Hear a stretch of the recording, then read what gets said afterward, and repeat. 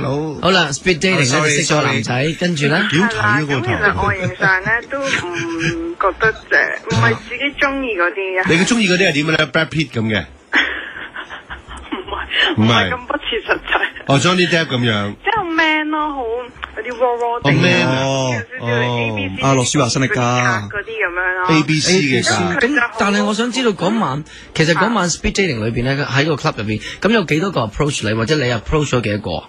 我有4、5個 approach 我。哇！咁但係你又淨係揀咗呢個啫，好勁。係啊。係啊，OK。跟住咧咁係咪即係大家思想上各方面溝通都好好嘅？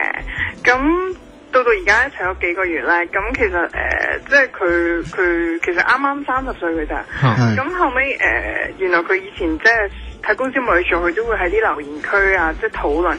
咁然後我又去睇佢以前 post 嗰啲嘢啦。咁佢嗰啲即係原來佢對政治啊各方面嗰啲嘢都好有睇法，亦都唔係話嗰啲好偏激為港為政治而拗嗰啲人嚟嘅。咁即係已經好 admire 啦。原來都係喺在晴朗的天出發嗰度。黃永原來係啊，黃永啲 friend 咯係真係講啫。跟住後尾陸永嘅黃永啲 friend 日分黃永搞錯呢個唔得，好好笑喎呢個。你病啫今日，真係病你。繼續啊，陸永啦，陸永。跟住後尾就跟住點咧？係咯，係咯，點咧？覺得你有欣賞佢啦，有才華咧，有精緻啦。跟住就唯一一個問題就係啦，因為發覺佢即係好草根嘅，即係佢屋企係冇 support 佢，因為佢係好細個就靠自己出嚟做嘅租屋住啊，咁即係冇乜錢嘅。咁而我自己屋企家庭狀況都 OK 嘅，即係我唔使交租之後，我自己有個地方一個人住，有個8尺咁樣嘅。哇！你寫得你電話，我追你啦不如？呢啲我最中意有鬥啊嘛。佢咧係啊係啊，方面好多㗎有鬥。係啊係啊。跟住佢咧就即係撇除呢樣嘢，其實各方面都非常 good 咯，即係大家溝通嗰啲嘢好好咯。咁即係傾偈嘅時候，佢會即係啟發到我嗰種嚟㗎。咁我係一個求知欲好強嘅人啦，咁好多嘢都可以解答到我。咁即係我就驚啦。咁而家好 worry 啦。即係佢因為之前佢就全職讀書，咁有 part time，咁佢已經用咗佢好多嘅積蓄，and then 即係上年先開始再重新去做嘢啊，投入翻去個事業啊。咁其實佢要時間 pick up 之餘咧，佢本身屋企冇 support 佢噶嘛，即係佢由零開始嘅。咁即係所以我好即係我唔知係咪應該即係我驚驚咩啊？驚佢會問你借啊？咁驚咩咧？你層次好低喎，大嫂，你層次好低喎，驚窮啊？係咯，你嘅層次咪低咯。如果你覺得兩個人一齊嘅時候係為咗錢嘅，咁層次咪低咯。呢個人可以帶咁多嘅知識，同埋令到你咁多啟發，嗰啲嘢已經係遠勝錢啦。知識就是財富啊！哇，你好我咁樣聽落咧，最緊要就係咧，佢嗱同你溝通得到。之餘咧，佢仲有上進心嘅，係咯，佢會讀書喎。佢好 focus on 即係佢嘅事業，完全唔需要我 push 啊、操心嗰啲嘢。咁咪係咯。咁你仲嘈咩啫？大嫂，咁咪就係驚人哋冇錢咯。咁咪就係驚咯。唔係，咁你如果想嫁個有錢人，咁你就再去 speed dating 啦。講完㗎。就唔係講你就唔最緊要 speed dating，係啊，speed 係咪情情啦？咁你係要嗰啲好要精神溝通嗰啲人咯。咁佢嗰個現實咪得到咗咯。恭喜你揾到支 hand cream 啦！又 hand cream。但係現實，譬如我哋拍拖行街咧，即係會即係會好清貧咁樣咯，好似。冇所謂㗎。哇！我覺得你好庸俗啊！喂，唔好咁啦。你好庸俗啊！你即係你一方面有追求一啲話俾人聽，你追求一啲精神上面嘅慰藉啊，一係仲要扮嘢啦。跟住你又話清貧，又睇唔起人。我冇睇唔起。喂，你咁樣話，同你一齊拍拖嗰時候好清貧，我係男仔聽見我即刻分手啦。慘過你話我性能力唔好喎。清貧咩叫清貧啊？性能力唔好。我唔係背住佢講嘅，即係我都話。哇！你性能力好清貧啊！跟住我哋嘅性生活好清貧啊！點解你今晚咁清貧嘅？平時有2億幾㗎？唔好咁乜嘢啦。咩話？即係我話譬如我去佢屋企咁佢係嗰啲公屋嗰啲咧，好乞人憎㗎，好乞人憎。等陣先啊，大嫂，等陣先，大嫂。算罷啦，我都話你最緊要知道自己明確目標係乜嘢啫嘛。你而家咁講出嚟，你都係因為佢唔夠錢啫。咁你就唔好口口聲聲、大大聲聲話自己揾精神食糧，揾到咩蘇眉，同你又傾得到，又溝通得到，跟住又教得到佢識嘢。多鬼如你根本就揾個10萬蚊嘅手袋，你咪拉到再揾過咯。你揾咩蘇眉啫？你揾條蘇眉啫嘛。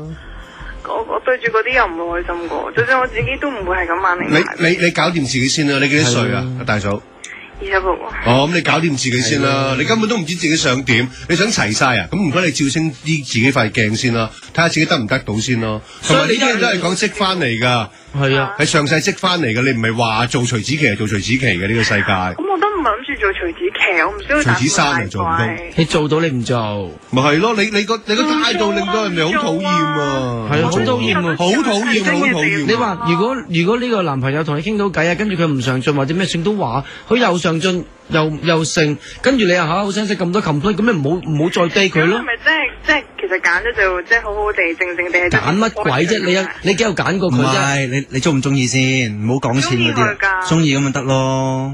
咁我行咯，做咩啊？你俾錢咯，所有嘢冇問題嘅，真係。哇！真係咁樣考驗唔到你真係。其實老實講，如果出街，你話我今晚想食好啲嘅，我俾錢，咁又有何干咧？係咯，我又要講李安導演嗰個故事嚟聽。冇咁激動，冇咁激動。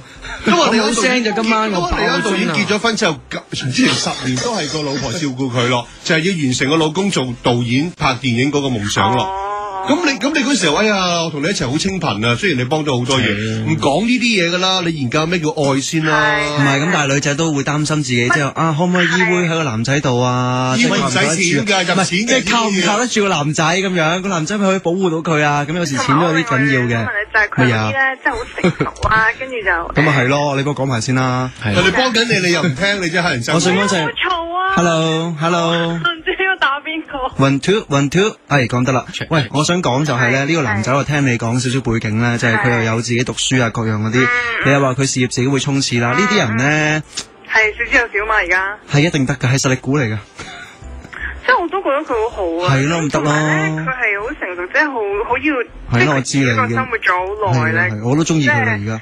咁佢係好要私人時間，即係我哋可能一日2-3個電話係咁多㗎咋。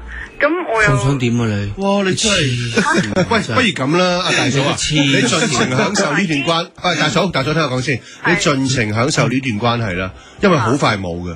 正常人都好快飛你嘅，你有冇咁啦？哇！你自己講晒出嚟啦，有耳聽都怕你啦，一日2-3個電話，得2-3個電話，你想點先？你列出嚟啦，不如你睇下 forum 咧有幾多人鬧緊你啊？其實有啲人鬧得係都不無原因嘅。咁咧其實你好典型嗰種我唔想話你港女，但係你真係係啊，好典型，咩都要立晒上身，跟住咧就唔講啦。總之大家明，走啦係啦，又冇聲，嬲到真係嬲呢人啊！我真係嬲我哋啲女仔，你咁好機會個天俾個咁好嘅男仔你竟然話人哋清貧。即係我寧願佢第一句就講，我雖然覺得佢好，不過佢唔夠錢，我唔同佢一齊下晝。係咯，你又話咩影響到你思想啊？影響到你嘅有屎有尿咁，其實唔關事嘅。喂，我勸你早點歸去。我覺得個男仔咧可以將你嗰個呢個靈性上面升華，你對個男仔好啲啦，唔好介意即係俾少少錢啊、埋下單啊嗰啲啦。你其實唔呢個男仔係得嘅，對佢好啲啦。你完全唔夠，其實我覺得你快啲離開呢個男仔。呢個男仔係高過你好多，你唔好害人添。所以咪要交學費咯。其實食飯喂，調翻轉即係實際去講啊，就係哇呢個男仔好叻，可以啟發到我好多嘢。食飯我俾錢同交學費。哦，咁你諗就唔打你啦。如果你行到咁實際嘅話咧，我相信你講出嚟嘅說話都唔係你真正。我用翻佢路徑去諗咋。因為你咁實際嘅話咧，冇女黐埋你身啦已經。咁又係，係咪先？咁又係，如果啲人咁實際就冇女埋你嗰度。但係我都清貧㗎。呢個世界啲人唔係咁實際，我方面都清貧。走啦，自己諗下啦，走啦。